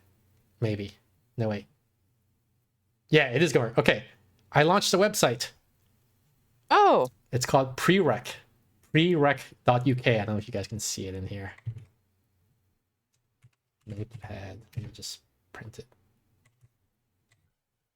You don't need the hash at the end. Okay. Prerec.uk. The UK because it was the cheapest one that I could buy. Okay. Sort by price, right? And then I bought it. Yeah. Prereq. Learn anything in the right order. I don't like this copywriting yet. I'm gonna have to revise it at some point. But anyway, every concept has prerequisites. Prereq maps them out. Sorry. So you always know exactly what to learn next. No guesswork. No dead ends. Pick a goal. Follow a path. Check things off as you go. Wow. I want to learn quantum field theory. Okay, prerequisites, these things. Resources. Here's video content for free. Right? These lectures here. So this is Wow. here's a free textbook. Oh no, this is a course, sorry, free course. Here's the free Wow. textbook. How are you monetizing this? Donations for now. If you find this useful, consider buying me a coffee. Here's the prerequisite graph. If you want to learn quantum field theory, you gotta learn these things. Bell's theorem, for example. If you want to learn Bell's theorem, you should learn probability theory and so on. Truth table. These dotted lines means helpful. So let me show an example of that. Was it Bell's theorem? Yeah, so you should learn about the bit, probability theory, and trigonometry is required for Bell's theorem. Truth tables and spin is helpful. There's ratings on here. Like for this, there's a YouTube video. How accurate was it? How easy was it to learn? And how complete is this? And then a composite score. You can sign in, email or whatever, or single sign in. So here's my dashboard. I'm trying to learn quantum field theory. So here's what's suggested next learn. Here's what's ready to learn. And then here, I'm not ready to learn Bell's theorem yet because I don't have the prerequisites. Here are the prerequisites that I have learned. So free to sign up. Anyone can sign up. There's not much content yet. I'm still building out the content, but that's the concept. Well, I can only learn math stuff. Yeah, right now I'm focusing on math, computer science, and physics. But I tried to learn geology on the site and it said no concepts found. Yeah, sorry. But I'm I'm trying to build this out. this is the new project that I'm working on that I'm hopefully will monetize one Amazing. day. I love it. I signed up. Perfect, thank you. Oh yeah, also I didn't show this yet. I guess you can vote on the things, right? Like, so here's the video, YouTube visualization, and then you click here, accuracy, right? Fundamentally flawed, significant errors, I can't pronounce these fucking words.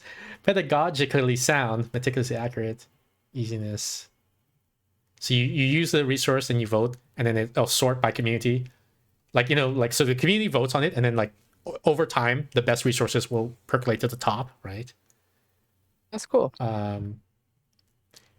I put here, Bell is required to learn quantum filter. You might disagree, so you can click on this to vote. You say, I don't think it's necessary. I think it's helpful, but not required. Or I think it's not even relevant. You don't need this. And then again, Right. this will update based on community votes. Cool. And then and then the graph I'm going to updates, right, as people download vote. everything. All right, perfect. I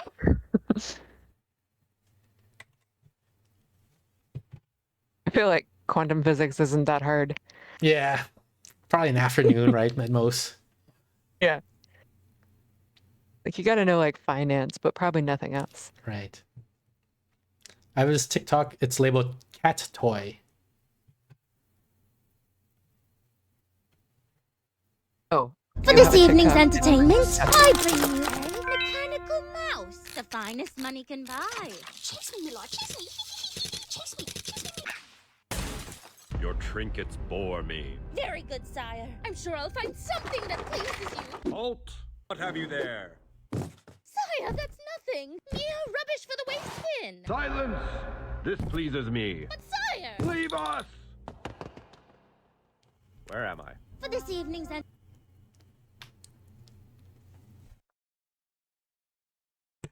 That's what having a cat is like. That is what having a cat is like. They don't care about It's the true. toys. They just want the Nope. box. It's not the box it came in. Yeah. Yeah, even Mr. Crab has an emote showing a pet in a box, and that's what they like.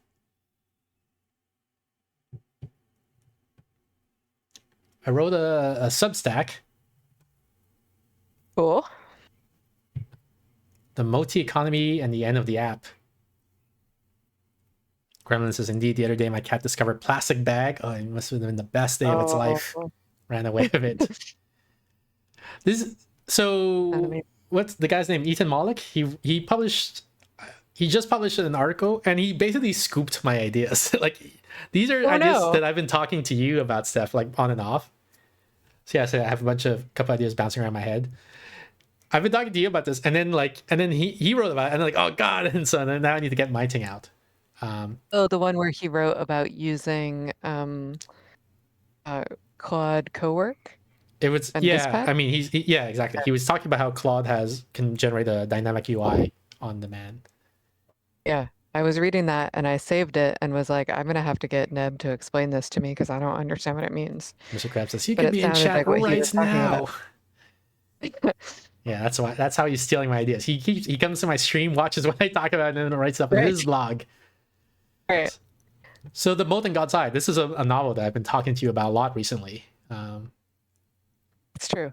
But like I didn't really get into the content. But basically, I say like this is the alien civilization that these authors. It's two authors that wrote the book together. They described it. It's a certain way. Then I talked about my floor plan tool. You remember this?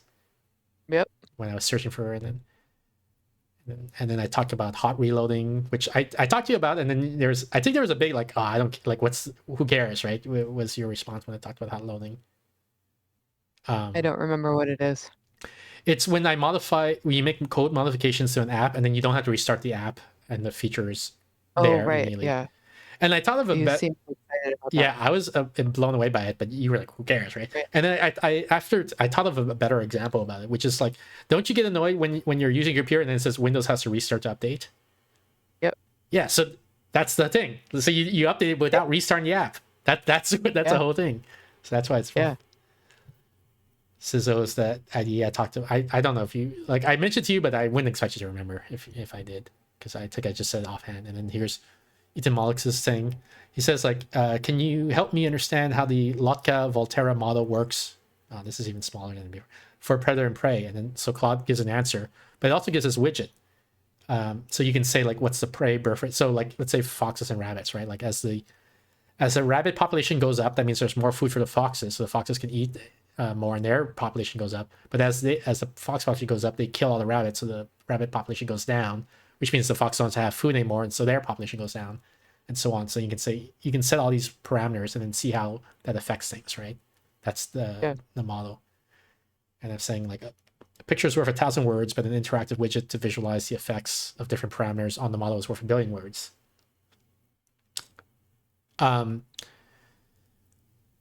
So I try to pull it all together. So it's a bit of a mess, this article, but it's like, so there's these ideas that I keep coming back to, right? The floor plan, the CISO, the hot reloading, and the moat in God's eye, and they all point to this one thing. So first of all, the economics of software is going to change completely. It used to cost a lot of money to write software. You would hire a team of software engineers, right? You pay them, I don't know, $500,000 a year,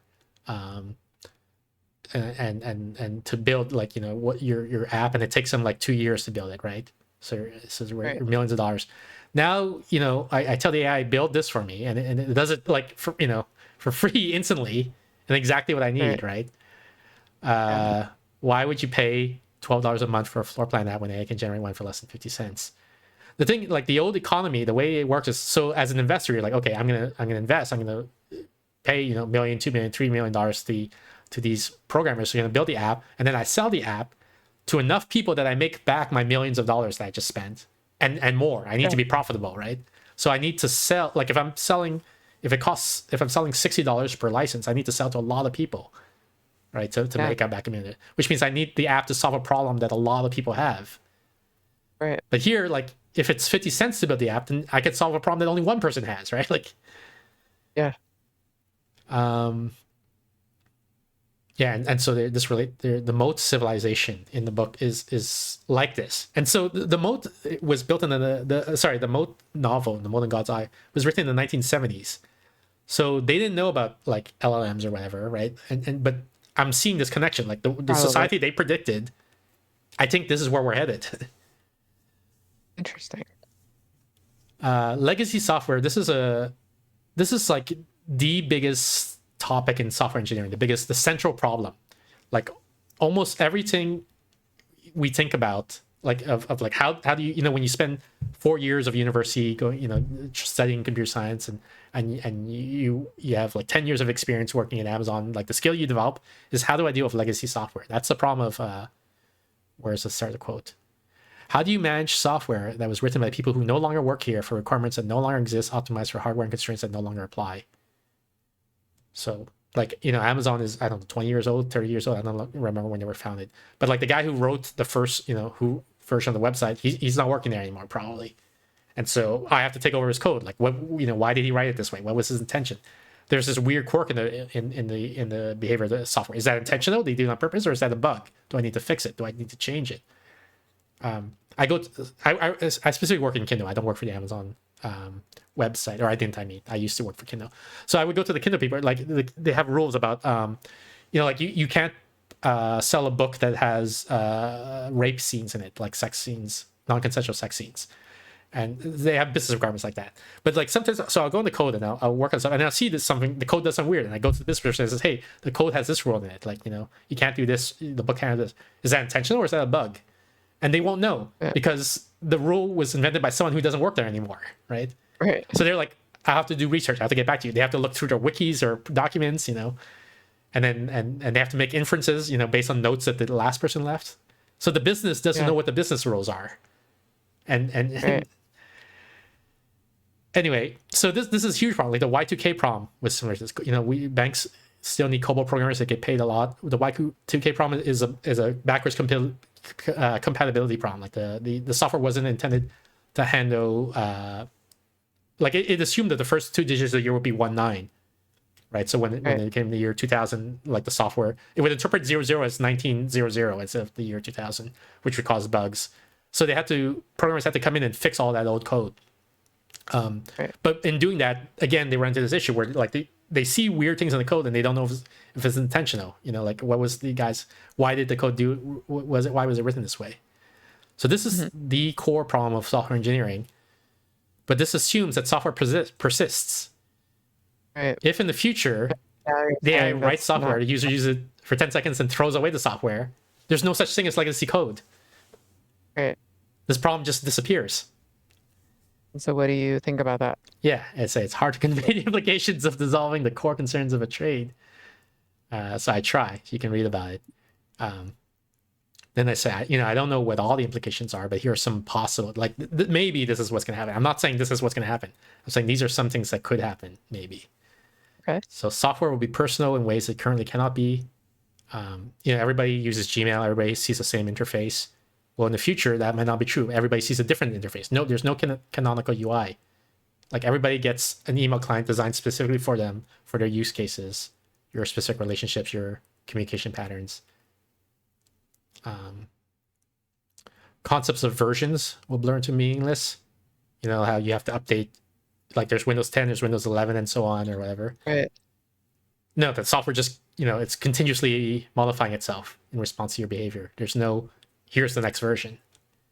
It's more like a garden than a factory, constantly tended, never finished, never released. Maybe LLM literacy becomes universal. Today, you need to know how to read, write, and do arithmetic.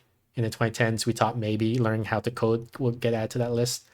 Now we're probably wrong. Instead, maybe the crucial skill is learning how to express intent clearly enough for an LLM to produce what you want. Changes in engineering value. So not just computer science, but I think like mechanical engineering and things like that. In general, the values of the engineering community, you want tools that are stable, consistent, long-lived, and applicable in many contexts, right? Like a hammer that can only hit this one nail is no good. You want a hammer that can hit any nail, right? Surely. Yeah. Well, maybe that's not true anymore. Maybe you want a tool that, like, I just need to solve this one problem, and then I never need the tool again. I already think it's so weird how everyone's algorithm is personalized to them. Yeah. So you just don't have any idea what other people are Seeing. exposed to. Yeah. I think that's going to be so weird when that's true about The software even that you things use. like software. Yeah. Like your phone app, your Windows, like, people are like, why is your taskbar on the left? That's weird, right? Well, it's going to get a lot Right. weirder than that, like, Yeah. in the future. Software organisms. Yeah. So my I was talking about how I have my ID CISO, and then it just, like, a new feature just appears as I describe it. So I'm saying, like, your software is now like a form of life. It changes over time, growing, maturing, raised, and educated by the user. Like you interact with the software, and it changes, it grows in response to your needs.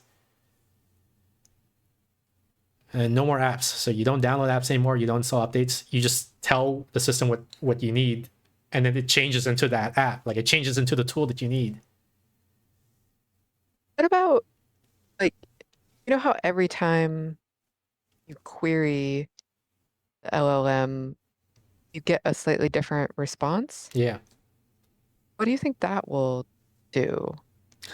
Like the fact that, like, versions won't exist, but, like, you literally can't recreate what it created last time. Like, Yeah. at least not exactly. Yeah. The thing is, you can. It's not. It's usually not exposed to the consumer interface, but there's something called temperature. If you use the API is, how do I explain this? So an API is basically a way to communicate to software. So like, I have the Steam client here, which is running on my computer, and it has to communicate to Valve, is the name of the company that made Steam. It has to communicate to Valve's server to say, hey, what games does this user legally have access to, like that they pay to? So it communicates to that via an API. It sends a signal, says, give me the list of games that the user owns. Steam sends back the list, and then the app that's running on my computer says, okay, now that I know the list, I'm going to render the list. I'm going to draw it here, and now the user can do that, right? So that's the API. So API is basically a way for software to talk to each other. So in the consumer interface to ChatGPT and Claude, which is the web thing, you have, like, your text box where you type in your prompt and you see the response. That's running in your browser. Your browser sends your prompt to the OpenAI servers through the API to say, here's what the user typed, tell me what to send back, and then receives back the signal, and it shows in the browser. So, but you can write you can write other apps that use that API, like in the same way that I wrote my custom IDE that that also uses like Claude here in the background, right? I'm using Claude's API. So I wrote the software, but I didn't write Claude, right? I just call Claude via its API and get back its answer and show it here in the UI. So meaning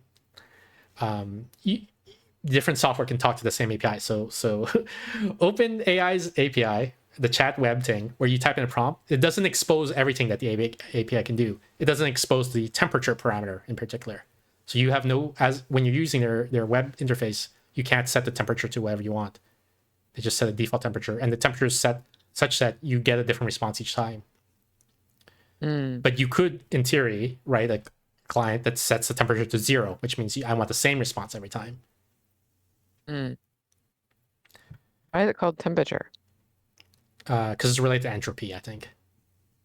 Okay. So the thing is, like, if you think in terms of the text prediction model, token prediction, what the API does internally is it says, given what you wrote so far, here's my predicted next token in rank, sorted by probability. Like, this is the most probable next token, here's the second most probable, and so on. Yep. Temperature 0 means always take the highest probability one. Temperature non-zero means have a chance, like a weighted chance based on the probability of picking some later ones. With higher temperature being more chaotic, like being more random, pick the weirder responses. Gotcha. So, I mean, that technically answers your question, but I feel like that's not the core of your question. Like, what were you really asking, Yeah, I don't know. I'm just trying to think through. Yeah.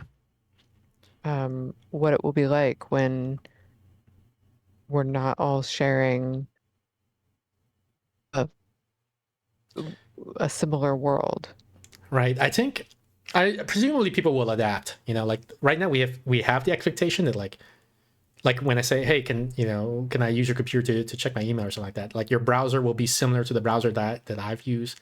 Like even if you use like if I use Internet Explorer and you use Chrome, they're kind of there's small differences, but I can figure it out. It's not a big deal, right? That type of thing, right? Sure. But and so you just magnify that a bit, right? Like it might be more and more different, but there's no longer the expectation that they're gonna be that similar.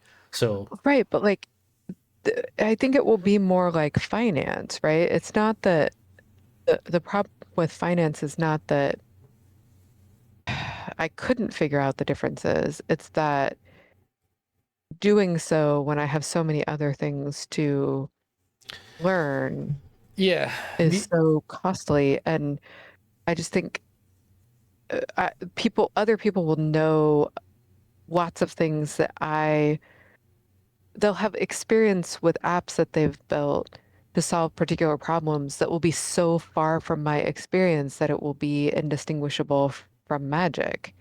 right. For me, sort of like I feel about finance, like it's so strange to me that it seems fake.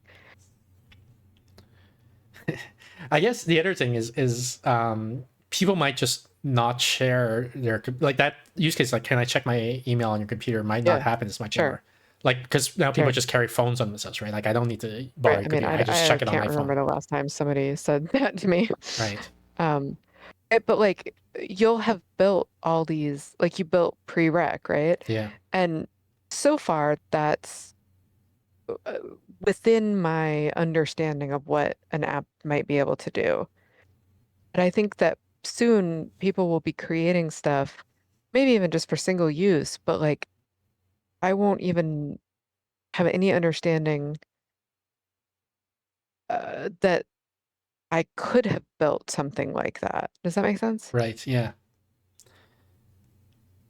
And so I don't know that there's a solution for that. Like one thing is the AI could be proactive, right? It could say, hey, I notice, like Clippy, right? I notice you're doing this. Right. I can do it for you. You want me to do it for you? Jesus Christ. Yeah. Yeah, like Clippy. Perfect. Yeah. That'll solve everything. Yeah. My phone every now and then, this is not on topic, but it was just a funny thing. Every now and then my phone, if I'm walking and I have my phone in my hand in a particular way that I carry it sometimes when I am using I have an app like a lot of people do that can tell you what bird is singing based on the bird song. Like a lot of people do. I've never heard Yeah. of like what of this. This is the craziest app I've ever heard. This is exactly an example of what you're talking about, right? Where you're like we're in right. different social bubbles. So you have an app that does Right. something that I never even conceived that an app would do. Yeah. Like, Yeah. but okay, go on. So I'll be listening to bird songs and then I'll pause for a minute and I'll just be walking. And the way that I carry it, my phone thinks that I'm shaking it. Okay. And when it feels like it's being shaken, it thinks that I'm frustrated. And so Okay. it will ask, it'll be like, you seem like you're frustrated. Would you like to open up the help, feature Yeah. on this? Yeah. And I just think that's so funny that it suggests that it's Right. being proactive. It's like, oh God, you seem like you're about to damage this phone. Can we help you in some way? There's actually related to what you're saying. So recently, I think it was on Wednesday. So yesterday, I guess that means Claude Code's source code was accidentally leaked. I don't know if you heard about that. Oh God. No. Yeah, apparently, so they leaked it online, and then everybody like immediately downloaded it, and and then they got taken down, but people already have the copies now. And anyway, so people start going through the code, right, to see like, okay, what juicy goodies are there in here. And one of the things, it's a bit hard to explain again if you're not into software development, but let me see if I can find Claude Code source code leak regex. Is there an article on this? No, I'm not finding the thing online. But basically, I'm trying to think, how do I convey this? So before LLMs were a thing, computer natural language processing was pretty primitive. Okay. They would work on keywords, basically, right? Like you. So I don't know if maybe when you call a government service or something like that, you might have like a phone AI, whereas it's like, please tell me, what problem you have. You can use terms like billing or payment or whatever, right? And so it would only recognize these keywords. If you said something like in a weird way, it wouldn't know what you were referring to, right? It would only match. And now we have LLMs that like you can phrase it anyway, and it actually like processes the meaning of your sentence and then in an intelligent way. It's not just keywords. So what was people were laughing and making fun about Claude's codes is that they were using keywords to detect user frustration. Like if your prompt include the word like fuck or shit or whatever, then it would say set a flag that says user's frustrated, and then do this thing. And people were like, why are you using keywords? Like this is an LLM. You're supposed to be like smart, right? Like what? So that's what your thing reminded me of Yeah. Mr. Grab says, I'll show you frustration phone, and then grabbing. Yeah. And yeah, so Mr. Crab wrote like fug like with lots of G's, right? Which as a human I read that as like, oh, it's supposed to be fuck, right? It's like a slang way of saying fuck. But if you use keyword approach, you might not, you wouldn't detect that. You wouldn't know. Yeah, it's like so that's a problem with the keyword based approach, which is why like some people are like, why the hell are you doing it like this, Claude? Like, so. That's funny. Speaking of Claude, I'm doing a lot of coding with Claude, right? That's how I made pre-rec, for example, and I'm making a lot of other projects. I'm doing a lot of vibe coding, and I'm treating it like collaborating with, like when I worked at Amazon, right? I had coworkers who were also software developers. I said, hey, if you write this part, I'll write this part, right? Like that type of thing. So there's this collaboration, and so it's a lot like that working with Claude. I feel like the only thing is that there's these moments of like where it's scary, where like because Claude is not really like a human, right? And so I'm gonna try to convey what this an instance of that. Okay. So imagine so I'm working with Claude, and I'd say, hey Claude, Harmony Bot, the chat bot in my Twitch chat, there's a Jeopardy feature where you can ask it to give you a Jeopardy question, and it'll do so and it'll score you and so on. So I want to add to a feature that. So I'm telling Claude, hey, I want to add this feature to this Jeopardy questions. Like I want to actually keep track of people's scores now. So check if they gave the right answer, save their score to a database, and so on. So Claude has to scan like every file in my source code to know what I'm talking about, right? Because it doesn't know the project yet. Okay. So you're gonna roleplay as Claude right now, and I'm just to give you. So here's some source code. Let me see if I can shrink it a bit to. Function, initialize user data, get user TTS voice. Yeah, that's when they have TTS, right? Okay. Event bus, missing config fields, Harmony. None of this seems to be talking about Jeopardy, right? So this is probably not relevant. And so this is just a part, like you see, this is line 300 here of the source code. And this is like the entire file. So it's a huge file. And this is just one file, right? Like there's maybe 100 files in the source code for Harmony. Okay. So it looks really like, okay, not relevant. Okay, let me look at the next file.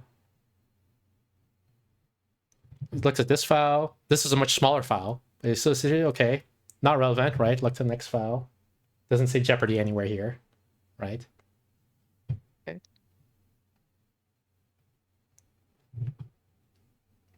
Oh, I gave the wrong example. I said Jeopardy, but let's pretend I was ask Harmony about a question. So go to here, this is here. Oh, here, this is what their user's talking about, right? This is where I need to make the code change. Ask Harmony about the question. Okay. So the new feature is here. So it says, okay, I found the spot. I'm going to make the code changes. Blah, blah, blah. And it does like, so there's hundreds of files. Each file is like, thousands of lines long. And it does this like in 5 seconds, right? Like it scans the entire code base, reads it, like understands everything, and says, okay, I see where I need to make the code change now. I'm just going to go here. I'm going to insert these lines. Done. So like, cool. Okay. Very happy. Then I'm doing stuff, and then I fuck up. Like, so in HarmonyBot needs to connect to Twitch. It needs to connect to Tenor, which is a animated GIF API. So users can type in like, I want an animated GIF of a cat dancing or something like that, and then HarmonyBot will show it and things like that. Has to connect to Discord. It does a bunch of things. So it needs passwords for all these things. And I accidentally deleted the password file. Oops. And so I mean, it's not the end of the world, but it's going to be a big hassle. Like I'm going to have to basically go to every account and reset them, right? And have them send me emails, and then I go change the password and update. But I'm like, Claude, do you remember what the contents of the password files was? And Claude's like, yeah, I remember. It's like, Can you give it to me? It's like, yeah, sure, I give it to you. So that's this. These are the passwords. This is not the real passwords. I changed them, so it's safe for me to show them online. But it's the same length. Like if the original password is 30 characters long, this is 30 characters long. And the thing is, these passwords are complicated because I never have to type them in, right? This is a computer talking to a computer. So, so imagine like you just glance at this and then you move on, right? Because you looked at 100 files in 5 seconds, right? So you spent like, I don't know, 0.02 seconds on this file. And then you move on, but you remember it. Like you could just reproduce this file from memory. You could say, yeah, your password is GHH7. Like that's spooky. This was bad, yeah. Like imagine your coworker, right? Like I flash this on screen for 0.02 seconds and move on, and you remember everything, like Rain Man style, right? Like you're just freaky. So yeah, that was spooky to me when I just like on the off chance, I'm like, hey Claude, would you happen to remember what was in the password file? And it's like, yeah, I remember. They just gave it sure. like, yeah, here it is. Here's your 180-digit password. Yeah, it's like holy shit, I couldn't believe it actually remembered. Because that wasn't the wasn't the request, right? I didn't say, hey, memorize this. I said, hey, like do this, and it just glanced at it, coincidentally, and happened to remember. That seems interesting. Okay, last topic. I can't pronounce his name. The psychologist, Awais Aftab. That's how I say it. Yeah. Did you see his most recent blog post? No. His Substack. I don't want to summarize it because he's very wordy as well. But I did want to capture one thing, which is there's this social relativity of psychosis, right? Like if someone tells you, hey, I think there's someone watching me, like everything I do, he knows everything I do, and he can just control things, he can change things like in my environment, and when he tells me to do something, I have to do it. Like you say, okay, that's crazy, right? You're crazy. Yeah. But if someone's like, I believe in the Western conception of God, there's like, oh, that's normal. Like, That's because you're in your society, believing in God is normal, right? Like it's not a Right. it's not The a more psychosis. people believe the same thing you do, the less likely it is to be judged as psychosis. Right. Even though, like, I'm sort of being wry about a guy who Right. watches you, and he can do anything, and he tells you, if he tells you Right. to do something, you Some have to do it. omnipotent being, Yeah, yeah, like if they say like it's some guy named Ed who no one else can see, who's partly in the shape of a rabbit, you're like, that's bad. But if you say it's a guy we call Yahweh and he's got a big long beard and, I'm not sure where he lives, we're like, yeah, yeah. that sounds fine. Yeah, this is like a well-known thing in among psychologists, at least, maybe not in the general public, but it's so.